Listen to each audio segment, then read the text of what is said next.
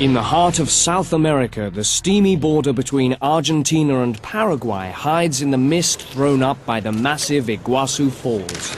There's only one clearing for miles. In it, neatly pressed, 36 of the world's toughest adventurers line up to start the 1994 Camel Trophy, the ultimate in four-wheel adventure. Stirred by millions of litres of water thundering over the falls, 18 national flags flew over Iguaçu. Among them, for the first time in international sport, South Africa's new emblem. In Turkey 2 months earlier, there was the traditional weeding out process to find the best amateur adventurers in the world.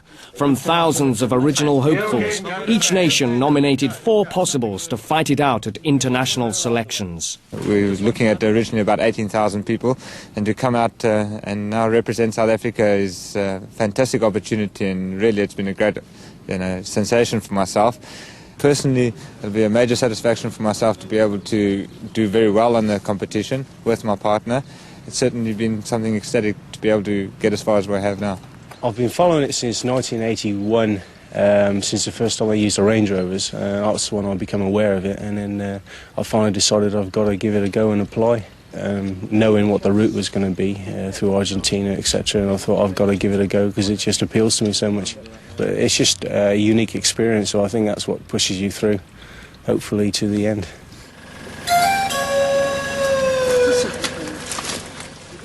A 50-50 chance is all they had.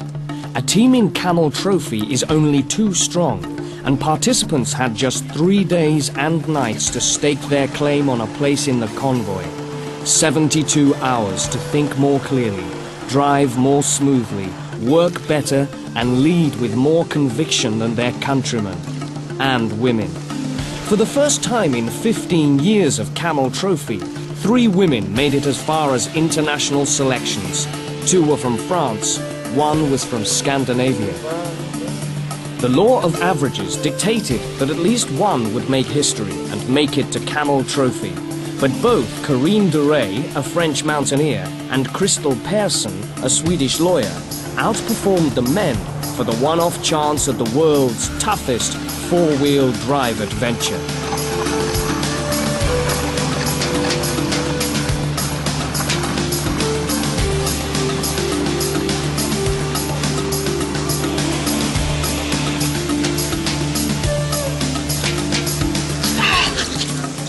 I think this is the biggest moment in my life, definitely. I mean, it will be the biggest event in my life, undoubtedly. I've been sleepless for many nights before I got here, and you make pictures of what it's going to be like, but it's not the same. I mean, when you once get here, it's something different. Well, now I just want to get going. We're very exciting about the special tasks, and we've been studying the program. Well, it's always been a wish to take part in the Camel Trophy, and it's just finally a dream come true. Years of training, preparation, and months of looking forward to the event, and finally here in Argentina, ready for the start.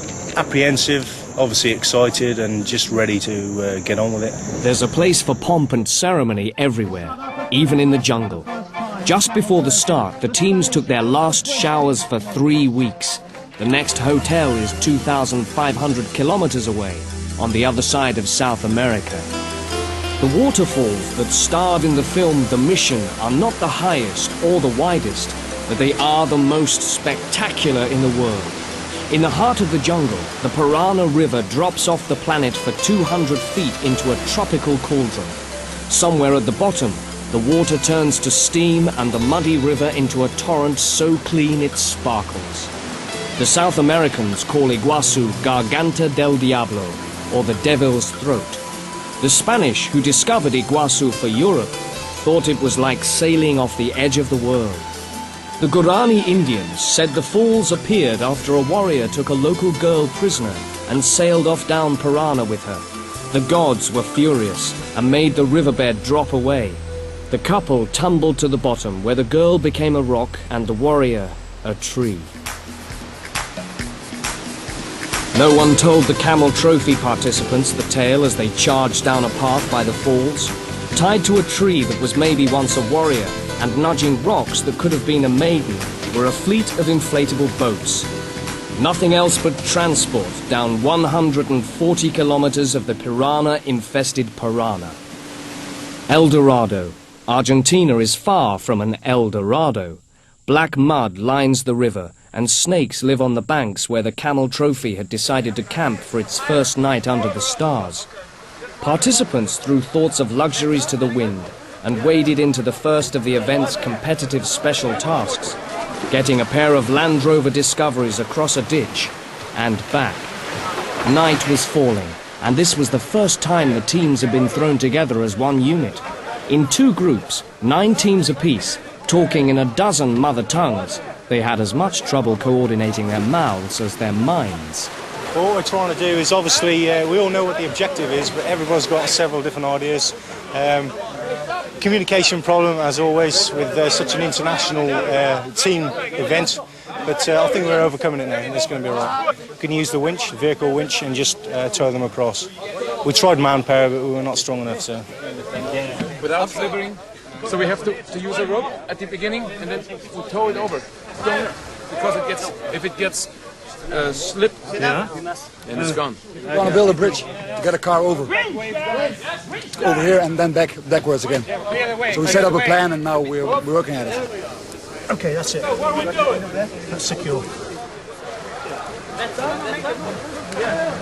Building the log bridge brought out the best brawn and brains in both groups. In a case of more haste, less speed, Klaus Hass's brains were those of a winner. It's very successful at this stage, but we're competing against another team that's slightly ahead of us, but we feel that we can make up the time when we turn around the vehicle because we believe our construction is slightly safer and more secure. So we'll make up the time on the return trip.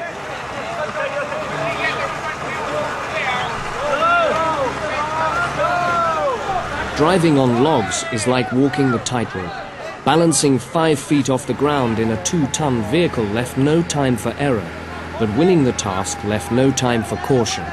Mark, Crystal and Edie were all in the slower team. Their Polish teammates took too long crossing the log bridge. The pain of defeat came with a cheer from the other group. First back across the river. First to the food at an impromptu international barbecue of Argentine beef, the country's tastiest export.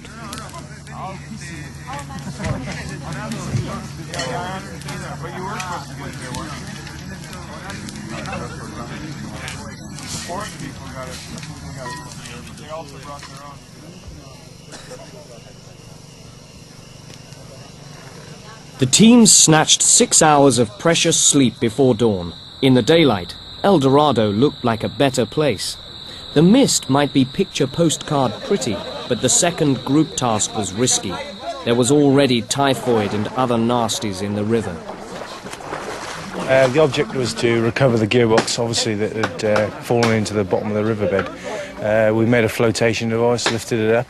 All the teams worked really well together, and we achieved the objective in quite a good time. It was really good. It's good fun. The gearbox was light enough in the river, but the teams had to get it onto a raft and then to the bank. Klaus had no intention of finishing second again. I think at the end of the day, it boils down to building a construction which is very suitable, which is stable, and making sure that it's a solid piece of equipment before transporting any equipment, and it went very well. And the time given was over an hour, but we did it within a lot less time than at half the time. It certainly was a difficult task from the outset, but it seemed to have come together very, very quickly. We finally got a task that we thought we did very, very well in as a group of teams. The guys are a little bit despondent because things could have gone better. Weather conditions changed a lot of the tasks for the individual teams. Well, this time we went all right in the group task, I think. This is the best group task I think we had. Very good. You're getting used to it. In the 2 group tasks, it was win or lose, but there were 7 other special tasks for the teams to finish alone before they could escape El Dorado. Tadashi Io hates running, but one task involved 5 miles of orienteering and canoeing. At least rain had turned down the heat. Klaus and his teammate Etienne van Eden are human trains. They just kept on going, all but ignoring the river in their way. Crystal admitted she is not as strong as the men, and the Scandinavians suffered on the physical tasks, coming second to last in the canoes. Ollie Kangas was her teammate. The Finn is a manager for rock bands back home, But dealing with prima donna musicians is nothing compared with Camel Trophy. The Greeks had to fight their way past a poisonous snake on the run, dropping the team to 9th place. They were happy to be alive.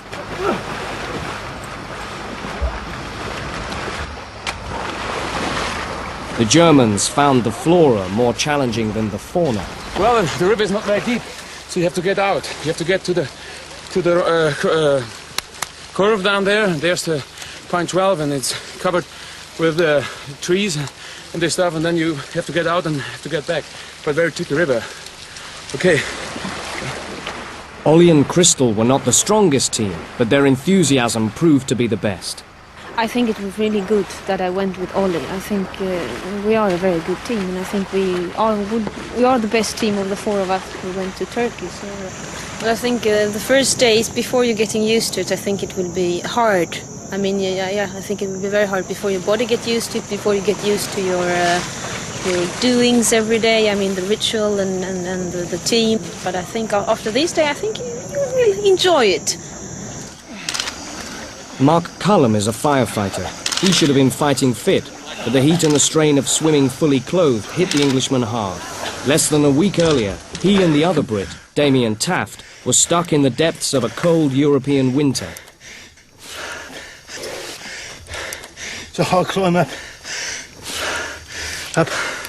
and it was a long way. It's bloody hard. Okay. You right, Damien? You right, mate? Hey? You right? All right. Camel Trophy is all about four-wheel driving. Over half of the first series of tasks at El Dorado involved driving. Driving in mud, driving over rocks, recovering the discoveries from holes, driving down riverbeds, avoiding the rocks and against the clock. The tyres fought for grip, and the teams fought for points.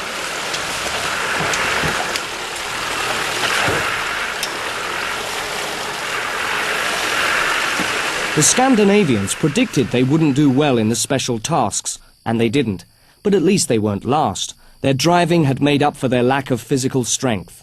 The Swiss lumberjack Stefan Weber and his partner Bruno Nubler were way out in front of the Russians and ahead of the amiable Spaniards.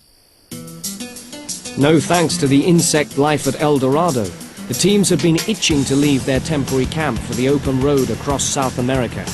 34 discoveries long and stretched out over 2 miles of dirt road, the Camel Trophy convoy snaked out of El Dorado, braking for the border with Paraguay.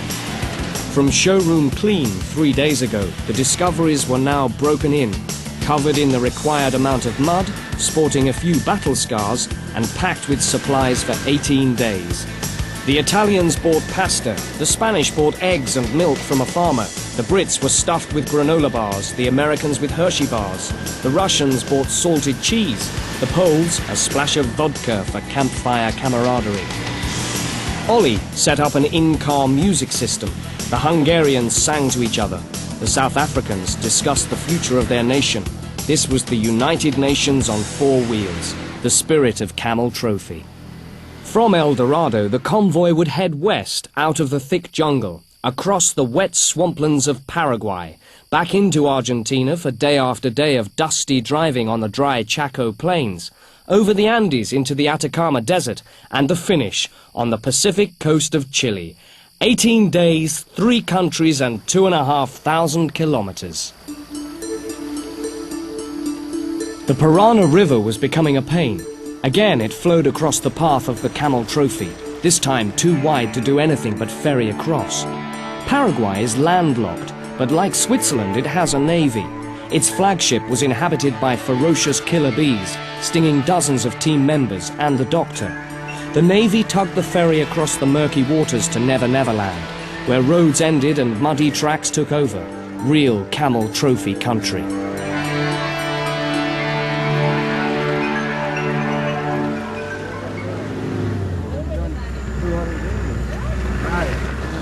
The tracks the far side were as waterlogged as the Parana, only the fish were missing. The locals call this the road to hell, except hell is cooler than central Paraguay. With every metre the mud got wetter. Puddles became ponds, ponds became lakes. The road became a sea of mud.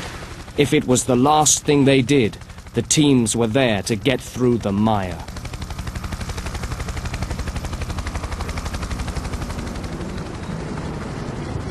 The sight of cattle on the road made the task seem easier, but cows and gauchos are about the only things that dare tackle the road to hell. For 5 months of the year, no wheeled vehicles even venture near the place. It didn't take the teams long to work out why.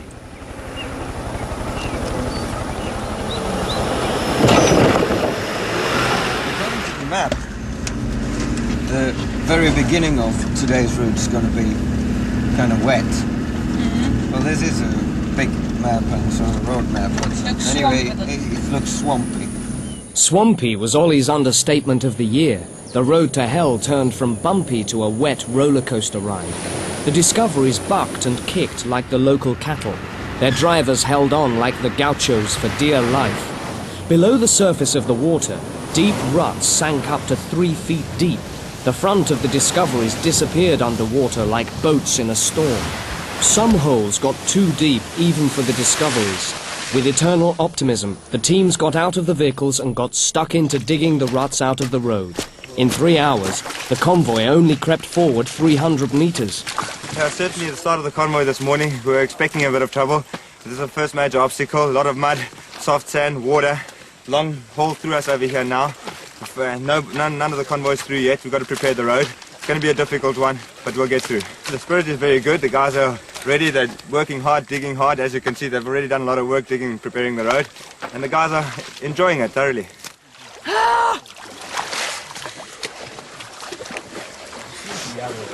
This is not nice. Well, this looks really, really bad.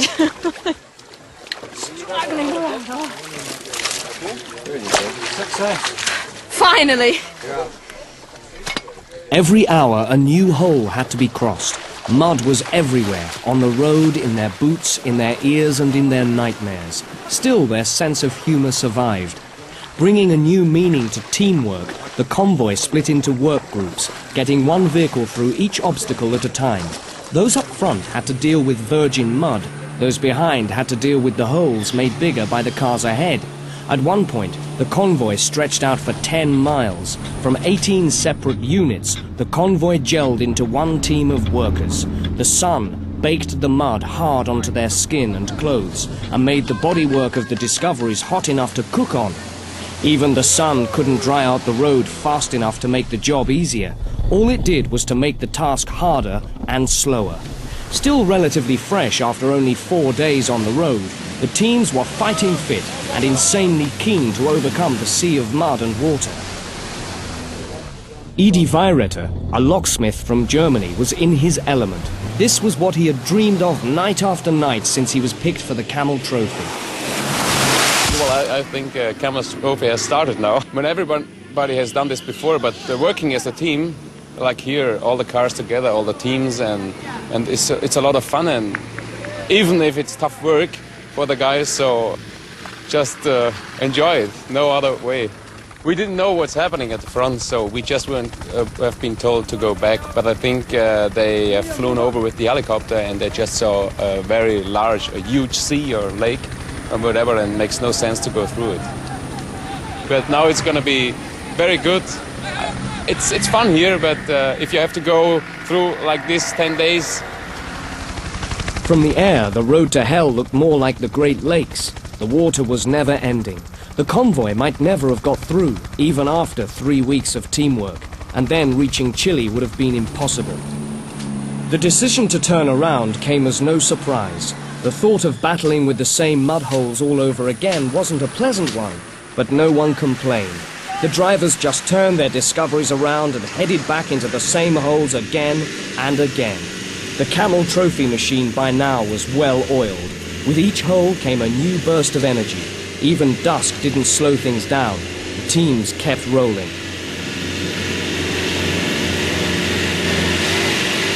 20 hours after the battle began, the convoy was back where it started, On the edge of the region the Paraguayans call the impenetrable. The camp was silent that night. The inch-by-inch crawl was over, but the teams felt exhausted. They needn't have worried. The next day things were just as bad. The road from Paraguay back to Argentina was a 200-kilometer-long mudslide. No more than 10 feet wide, the road was heavily cambered and covered in more mud. It took no prisoners. To place even one wheel off the middle of the road ended in disaster. In just 12 hours, the Dutch team alone slid off the road and into the undergrowth 4 times. For hours on end, the finest and most delicate car control was needed to stay on course, as Klaus found out. Just a quick puncture, quick change of tyre, but going well at this stage. First one, unfortunately, hopefully the last, but it's going all right. Quite testing, it was long, deep, muddy sections, and quite challenging to the individual drivers. It went very well though. That's very interesting. Fixing a tyre barefoot was more of a problem. There was a lot of rain yesterday, equipment was drying out. We went to bed, thought the fire was out, the boots were getting a little bit warmer, closer to the fire, and in the night we thought somebody was making coffee, and we realized there were a couple of flames going by, and it was 4 sets of boots that we lost last night, completely burnt out. We only got the rubber soles left, but that's the way it goes. We have to make do with what we've got now, yeah. A third of the way across South America, the focus was now on crossing each hurdle. The mud had been a backbreaker. Now the challenge was the Chaco, the endless prairies in Argentina's far northwest. In less than a week, the teams changed from clean, normal people to a united band of dirty comrades. Thoughts of luxuries like baths and fresh food were distant. I think, especially the first 2 days, I think people has problem in getting used to be dirty. I think some people have got problems to cope with that, but I think now they have overcome it, like now when we have been here for a few days. But in the beginning I know that some people really had problems with being dirty and all the dust. And some villages or little towns where the only way to get there is a dirt road. Yeah, probably. I haven't been that up north, unfortunately. Oh, yeah? I'm really bad. My travel experiences in Sweden are really bad. I haven't been more than 1,000 kilometers up. And I mean, you haven't been to Kiruna, never? No, never. Well, I have. So it's half Sweden I've been to, not further up.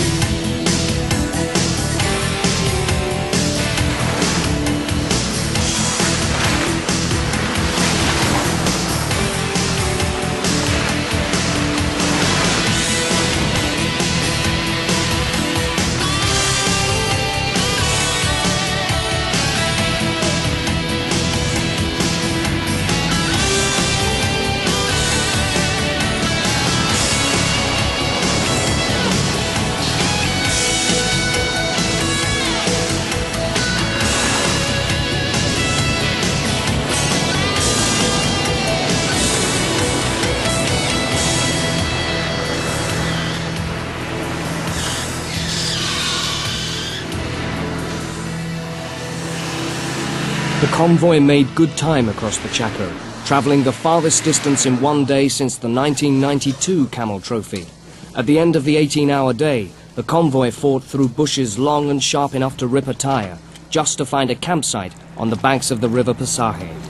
It was a good stop here. Everything could be cleaned up a little because we had to stop in the mud overnight the last 2 days because we were not scheduled. And everyone was tired yesterday, but we had a small birthday party. It was okay. We liked it very much. The first shave in a week. The first wash since Iguaçu was heaven enough, but seeing the foothills of the Andes for the first time was even more rewarding. The minute their ears went pop, the teams knew the great ascent had begun.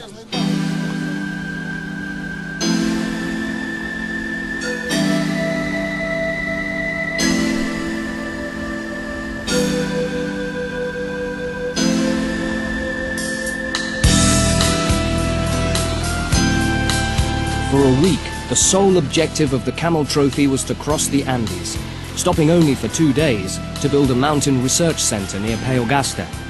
Climbing thousands of meters a day, the convoy snaked into South America's wildest mountains. With every metre climbed, the air got thinner and cooler, the engines hotter and wearier. Drinking 6 litres of water a day, the teams tried to fight off altitude sickness. At 3,000 metres, heads were pounding and stomachs turning in the thin air. If that wasn't enough, the sheer drops off the edge of the tracks were potentially deadly. One car was saved from a 300-metre fall by a bush a metre high. Because we've been climbing so high, the vehicles have been working extra hard and consequently they're overheating. And with the advice is run the heaters on, although it's still very hot here, keep the heaters on, the windows open and take it steady with the vehicles. Watch the temperature gauge. I've never seen anything like this before. Mountaineering is my hobby and I spend a lot of time in the mountains, but this is just absolutely amazing and the best is yet to come. I mean, we're still climbing higher and higher. I'm wondering when the road is going to end. We're still going up and up. It's great. It really is great. I love it. I'm in my element. It's just a great atmosphere and really enjoying it. It's really good fun. A week ago, the route was bogged with mud. Now there wasn't water enough to keep much alive. Only cacti and prickly grasses survived this high. As for humans, only the hardiest hill farmers live in the mountains. Not surprisingly, when summer is 40 degrees hot and the winter -20 cold. It's a world on top of the world. A place where only the toughest survive and where the brave dare tread. Perfect for Camel Trophy.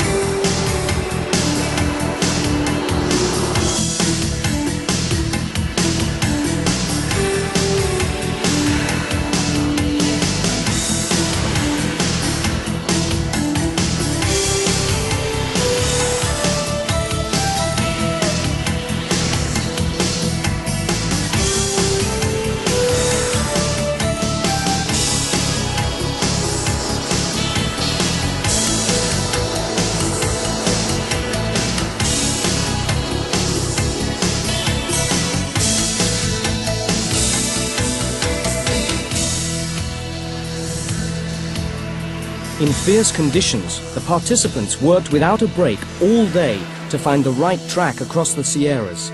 Teams fanned out across the burnt landscape in search of a way through the washouts. The Discoveries bridged the washouts and gorges, as well as they had forded the mud a week before, but the rocky holes were the size of an office block and appeared from nowhere. Twice a team almost disappeared into the chasms. At night, navigating became worse. Even a full moon didn't help much. The team split up, half out on foot looking for tracks, the others creeping behind. By 2 o'clock in the morning they found Peogasta, the site for the Andean Research Center. By 2 o'clock in the afternoon, the teams had slept and started working on the Environmental Research Center for the University of Salta. The center was designed for research into the ecosystem of this area of great significance to the nation.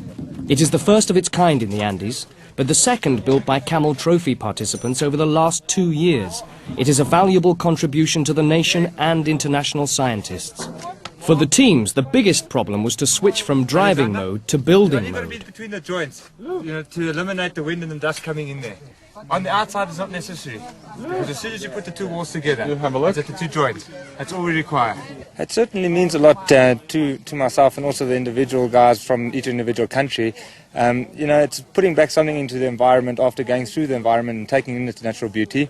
The project involved here is establishing a research center for the Salta University for the Andes group, and I think the guys are really pleased to be able to put something back into it because they're making use of the terrain here, and then again creating a structure and making a successful project for them to further their studies here. It's really it's a wonderful feeling for us to be able to do that for them.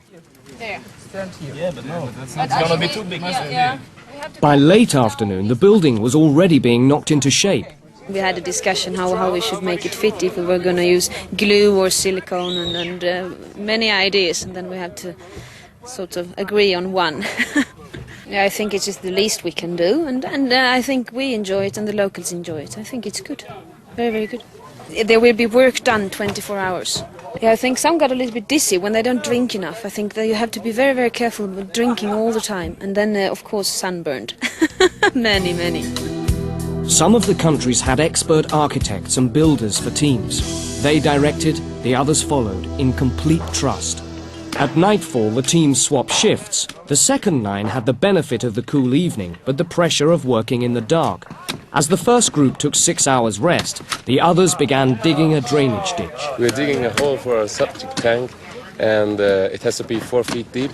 And, well, it's hard work, as you see. We get thirsty and it's very dusty. Well, the surface is very hard and very dusty. Lots of rocks and some thick roots. But as you go deeper, it's getting smooth and soft. By the small hours, the walls were up, the roof on, and the final bolts fixed in. The first group were back on call and keen to finish the work they had started 14 hours earlier. The architect, Rafael Requena, stayed up all day and all night to supervise. He had doubts about the unskilled workforce, but gradually warmed to the team of multinational builders. Daylight revealed the almost complete research center and a band of tired workers. Until now, breakfast had been a hurried affair, eaten in a tent or in the car. For the first time, the convoy had a chance to take the start of the day with a little less speed. At 6, the second team came back for the morning shift, but the building was finished and work had to begin on an access bridge and a road for the center.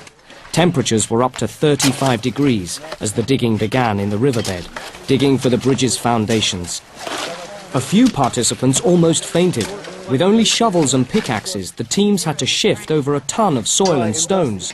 There was only a trickle of water in the river then, but in winter it could turn into a raging torrent. A flimsy bridge would wash away. The conditions around here, or the terrain, is not that ideal, so we have to prepare a bridge for any access for vehicles and that, and it's going pretty well. There's a lot of hard work involved. We have to dig thorough holes here, plant some concrete pillars, and then lay the bridge, and it's going pretty well at this stage. By midday, the rotor had fallen apart. All the teams mucked in to finish the work by nightfall. The next day, the convoy had to be back on the road again. On the road, the teams hardly talked or met. Relationships were built on a series of fleeting hellos.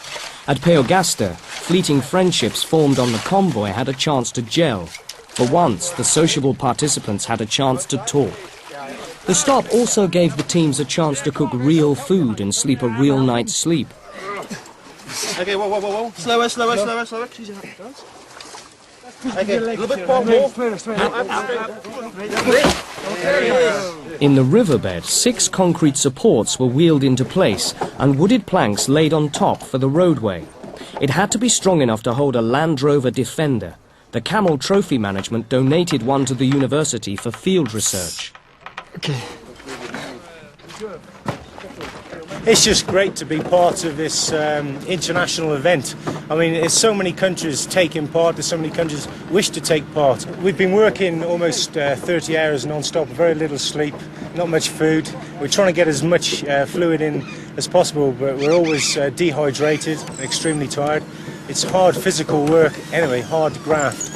It's built out of concrete piers. We've got very heavy wooden construction spans, and then we're using locally bought timber, hardwood timber, as the driving boards, and it's all bolted together very rigid. It's hard work, but if you want to have a go, it's worth it.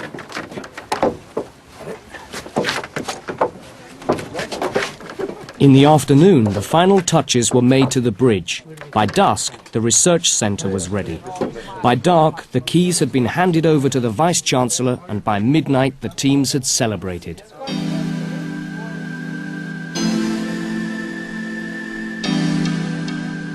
By dawn, the convoy rolled onwards and upwards, up as high as you can drive in the world, higher than Mont Blanc, half as high as Everest, to Abra El Akai, 5 kilometers above sea level. Twisting around endless hairpins, the convoy climbed from 2,500 meters to almost 5,000 meters in just 85 kilometers. The only town on the way was San Antonio de los Cobres. A handful of its tiny population turned out to cheer on the convoy. Wild llamas grazed on the slopes of the Los Gemelos volcano as the Camel Trophy passed by.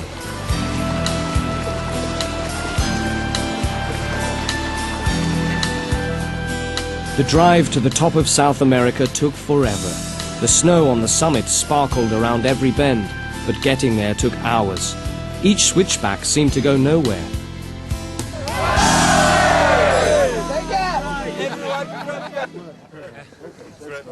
It's marvelous. I've never been this high up, never. But when I walked very fast towards some other cars, then you feel a little bit dizzy. But I haven't got headache or something. But if you do something, you get very tired. As you see on the sign, we are 4,895 meters high, and this is higher than the highest mountain of Europe. You know, it's the Mont Blanc, and it's quite. It's a difficult region up there because the altitude sickness starts at 4,500, maybe 4,000 feet. And I heard some of the guys have some problem with their head or whatever. And well, we are going down now to the coast, to the Atacama, and I think this was the highest point, so we will see what's coming. Between the Andes and the ocean is the Atacama, the world's driest desert. For hundreds of miles there's no vegetation, just sand and rock. It took 2 days to come down off the mountains into Atacama. Every meter closer to the sea, the air warmed up and the oxygen got thicker.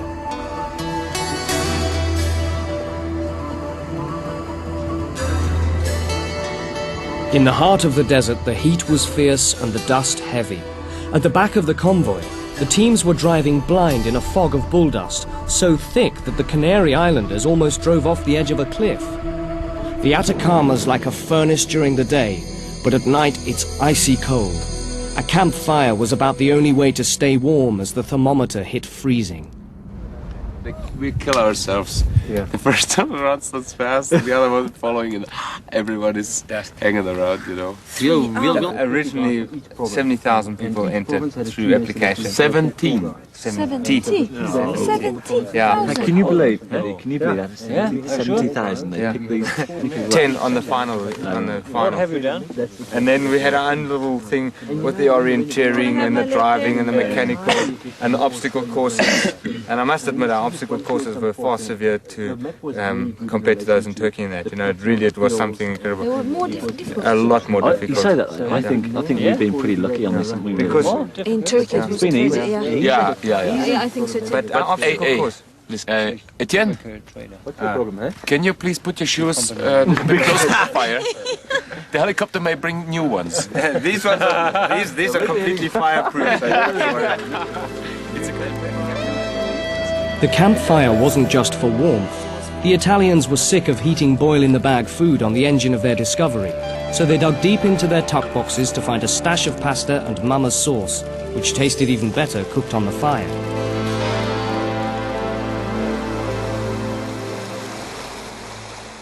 Crossing the Andes had been psychological as well as physical. The Camel Trophy was far from over, but reaching Hornitos on the coast at last looked a possibility. Looking back was more daunting than looking ahead. For 2 weeks, the Camel Trophy convoy had been rolling across South America. For 10 days, that never-ending journey had been in Argentina, and still Argentina stretched out ahead, right to the border with Chile at Socompa. If it had taken 10 days to cross Argentina, getting across Chile could only take 10 hours. The teams had already eaten enough dust to last a lifetime.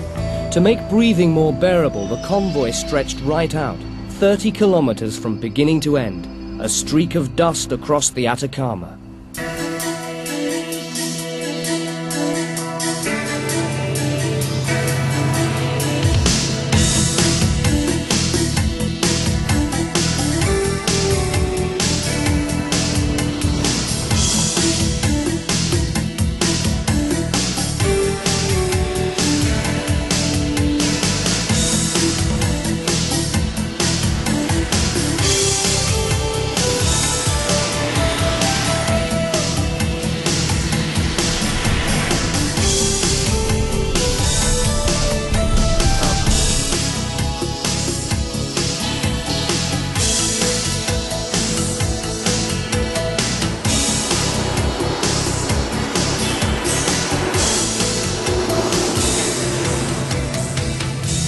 The only other way over the Andes from Argentina into Chile is on the train to the clouds.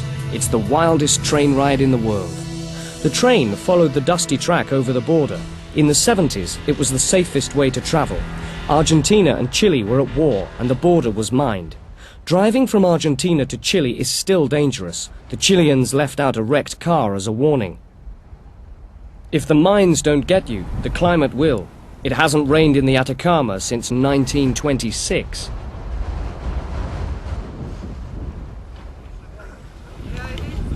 Each team had enough water for a week.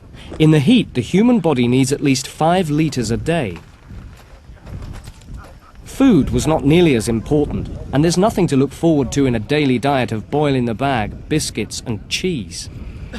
In the heart of the desert, but only 50 miles from the sea, the teams camped for the last series of special tasks.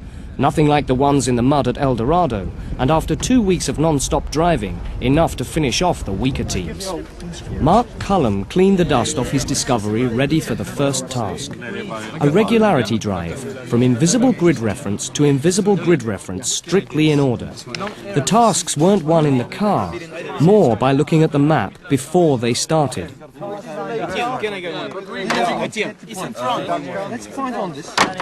The trick was in the magic of the GPS compass.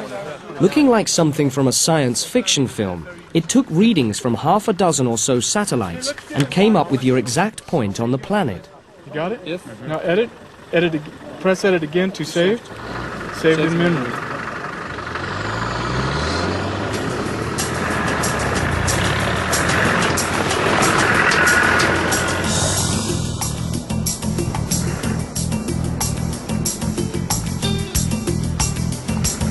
In teams of 6 discoveries, the drivers headed for their invisible coordinates in the desert. A marshal in one of the cars was meant to observe the navigation challenge and tell the teams when they had found the right spots. The groups crisscrossed the Atacama all day, driving up and down dunes, trying to find a way across gullies, just to get the elusive map coordinates. One group took 3 hours to find the first point, going round and round the same dune to find a way to the top. Anyone taking a shortcut ended up stuck in a gully or up to the axles in soft sand.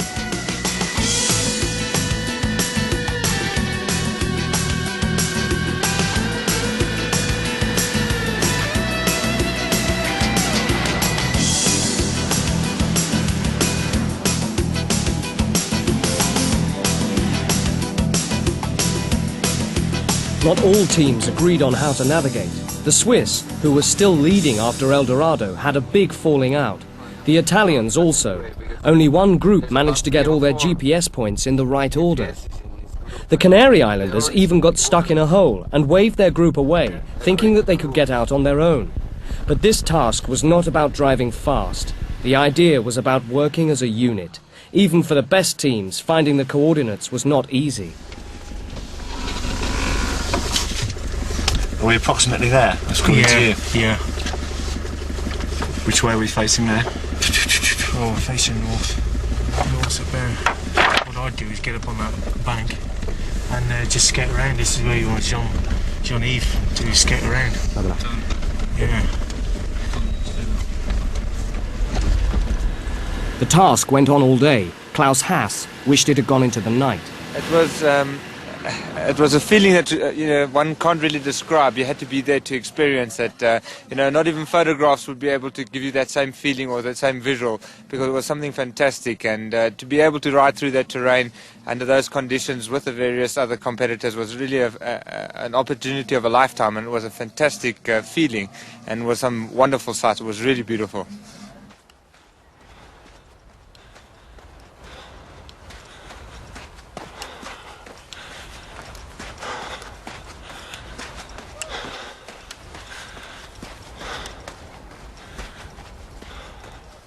Last one in, time counts. Go on, come on, up the car. Well done, guys, well done. If the navigation gave the teams a buzz, the next morning's early orienteering run gave them a shock. Enrique Perez had almost driven his car over a cliff 2 days earlier, but he came closer to danger when he collapsed on the 8-kilometer run. He hasn't got much skin fat, as you can see. It's an early morning kick-off. It was a 5:30 start.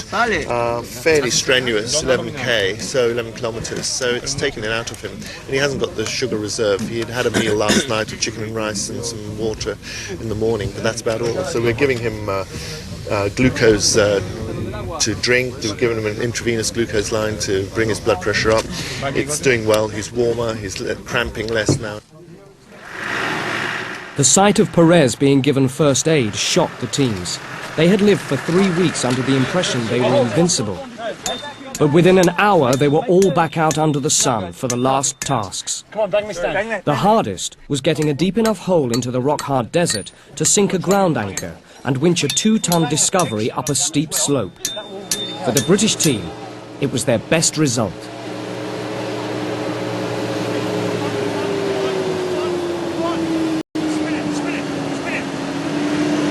We've performed well as a team.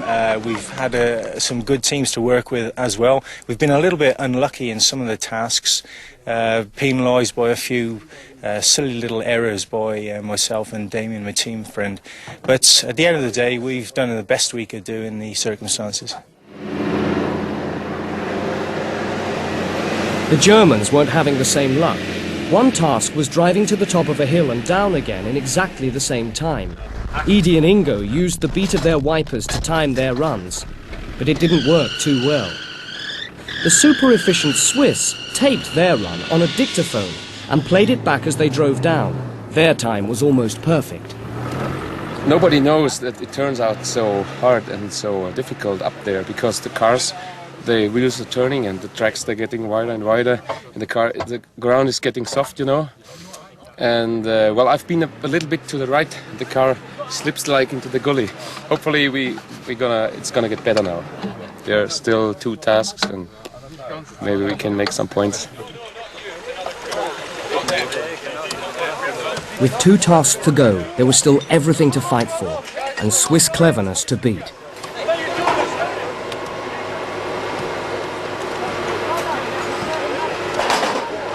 Swiss ingenuity didn't last forever.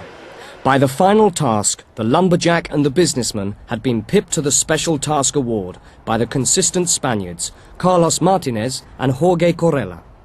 The Canary Islanders, the Americans and the Hungarians filled the rest of the top 5 spots. The last 50 kilometers of the 2,500 across South America looked more like a desert caravan than the world's toughest 4-wheel drive adventure.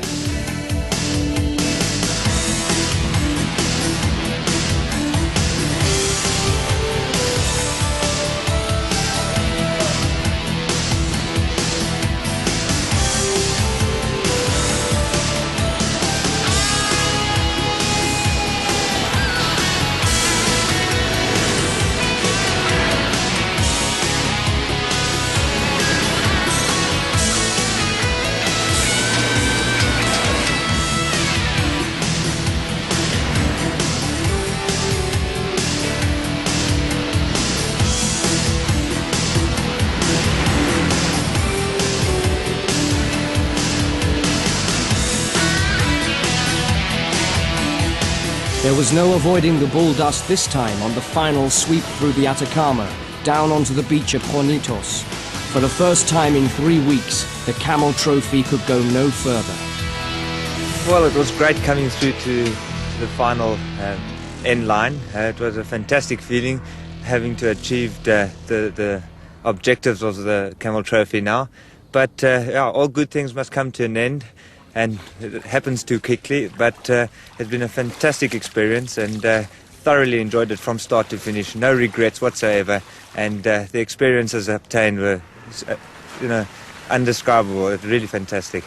We need the others for safety. We've got so we can prepare the next one. Okay. Okay. The South Africans made history by taking their new flag to an international sports event for the first time and competing in Camel Trophy for the first time. For 3 weeks, the South African pair were always mucking in, leading the other teams and willing the convoy forward. Gathered all together for the last night in South America, it was no surprise that all the other teams voted Klaus Haas and Etienne van Eden the winners of the Team Spirit Award. Yes! It's undescribable, really. I tell you, the support we've had, the other participants' support, their friendship, their values really means a great deal to us, and it's certainly, I tell you, it's undescribable. And Etienne, thank you very much. You're an excellent partner. Thank you. First in the special tasks and third in the team spirit, added together to make the Spaniards the winners of the 1994 Camel Trophy, 11 years after they first started trying. Second, and in spite of a few disasters in the special tasks, were the two Brits, Mark Cullum and Damien Taft. Leaders almost all the way through the special tasks, the Swiss ended up third overall. Last in the special tasks and ninth in the Team Spirit Award, the Scandinavians never challenged for the lead, but having Crystal Persson on the convoy changed the face and feel of Camel Trophy for good. Better self-confidence. And I've learned a lot about being with people, working in a group, and about myself, a lot. Yesterday I was really depressed. I felt so empty because it's over. I really don't want to go home, so it's meant a lot. It's hard to describe in words, but it's been great fun, and you've been living very close together to all these people, and then it's going to be very strange just to say goodbye and go home and you start your normal life again.